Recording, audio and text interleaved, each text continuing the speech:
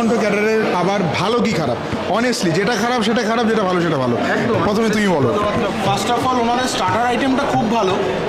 ভেটকি fish ফ্রাইটা try করছি, খুব ভালো হয়েছে।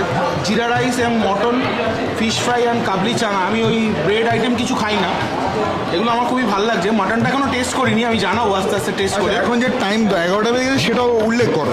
প্রত্যেকটা খাবার গরম সার্ভ করা হচ্ছে এবং ওয়েল মেনটেন্ড, এবং এনাদের যারা স্টাফ আছেন তারা খুব গুড মানে বিহেভিয়ার করছে আমাদের সঙ্গে, এবং খুব ভালোভাবে পরিবেশন হচ্ছে। একটু বলো।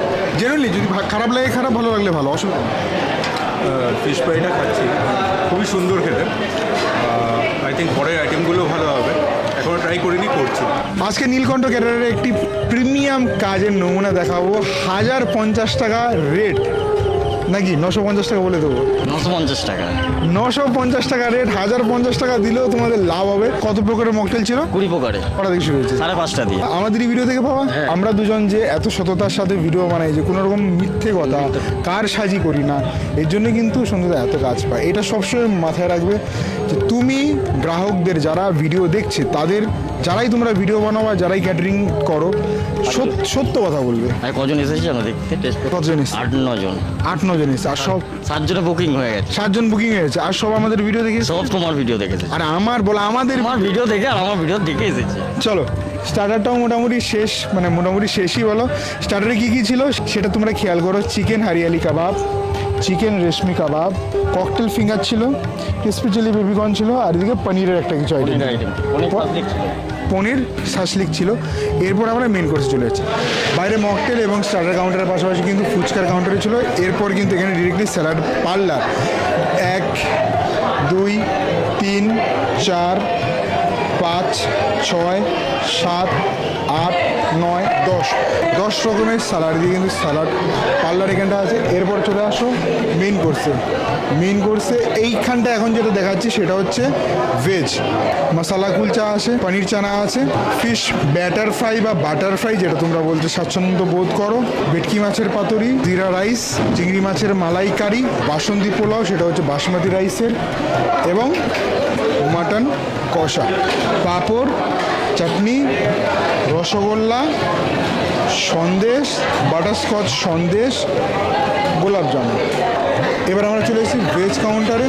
ভেজ কাউন্টারের প্রথমেই আছে পনির পাতুরি, পনির ফ্রাই, জিরা রাইস, বাসন্তী পোলাও, ছানার কোপ্তা, পনির বাটার মশালা। আজকে টোটাল এই মেনুটা আছে। তো এখন ছোট্ট করে খেয়ে টেস্ট করে বলবো স্পেশালি কী কী টেস্ট করব। সিম্পলি টেস্ট করবো এই থেকে হচ্ছে চিংড়ি মালাইকারি, মাটন কষা, আর হচ্ছে বাসন্তী পোলাও।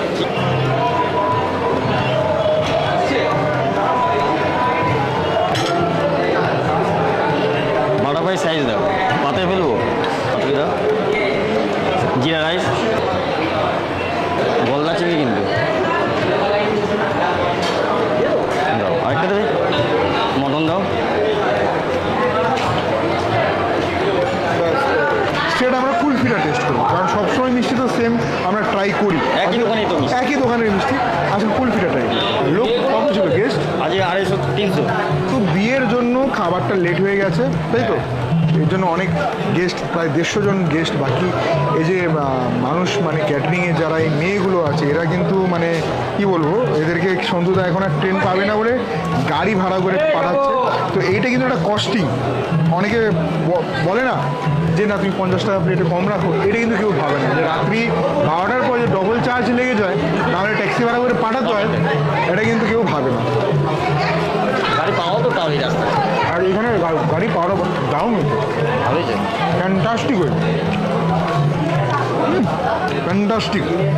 কতটা ফ্রেশ চিংড়ি মাছ সেটা তুমি মাথা খেলে বুঝতে পারবে। আর এখানে টাইগার প্রনে মানে মাথা নেই বললেই চলে, মাছের অংশটা বেশি থাকে, আর গলদাতে তো মাথা বড় থাকে, ওই জন্য সেখানে মার খেয়ে যায়।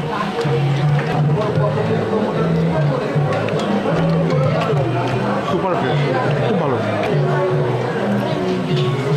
খুব ভালো ফ্রেশ।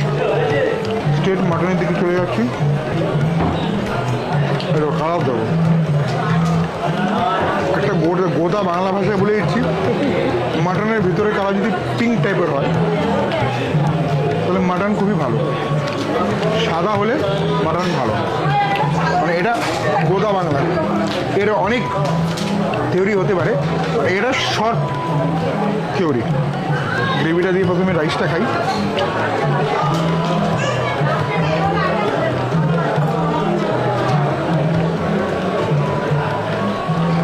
চমৎকার, অতুলনীয়।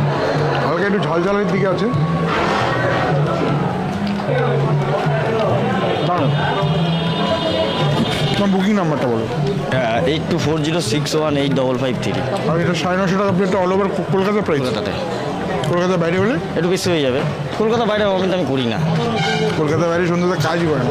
যখন তোমরা কলকাতার বাইরে থেকে যাওয়া দেখছো, না ফোন না করাটাই ভাব এটা নাম্বার। আচ্ছা একজন কন্ট্যাক্ট করেছিল আমার সাথে তোমার এই ভিডিওতে, ঝাড়গ্রাম থেকে। আমি ওকে বলে দিয়েছি সন্ধ্যুদা বাইরে কাজ করে, আমি কলকাতা বাইরে চট করে যাই না। মিনিমাম অ্যামাউন্ট অফ বুকিং ওই 1000 টাকা। আর কাজের কতদিন আগে পেমেন্ট করতে হবে? 7 দিন আগে।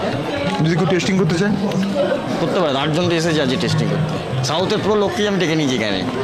তো চট করে এটা কমপ্লিট করে আমরা চলে যাচ্ছি কুলফিতে।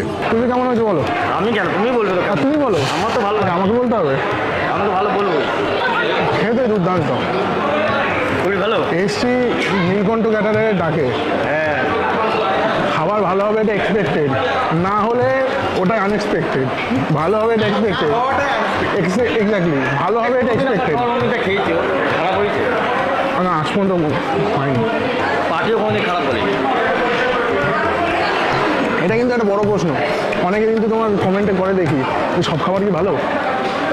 ভালো যদি হয়তো খারাপ বলবে কি ঘন্টা কমেন্টে বলবে অনেক কম পয়সা করে দেবে, কিন্তু তারা কাজ পাচ্ছে না কেন? দেখো, একটা জিনিস আমি বলি, ভালো জিনিস খেতে গেলে না ভালো পয়সা দিতে হয়, এটা আমি মানি। তুমি যদি আজকে ভালো রেয়াজি থাকে, পয়সা দিয়ে খাবে। যদি এটা আমি আইসক্রিম দিই তাহলে আমার লাভ হতো 16 10 টাকা 15 টাকা 16 টাকা। বাটাস কত? 20 টাকা। 20 টাকা। আমার কিন্তু 15 টাকা বেশি ইনভেস্ট হচ্ছে। হচ্ছে তো, তাও আমি তো কুলফি করে। কিন্তু কুলফিটা দারুণ খেতে।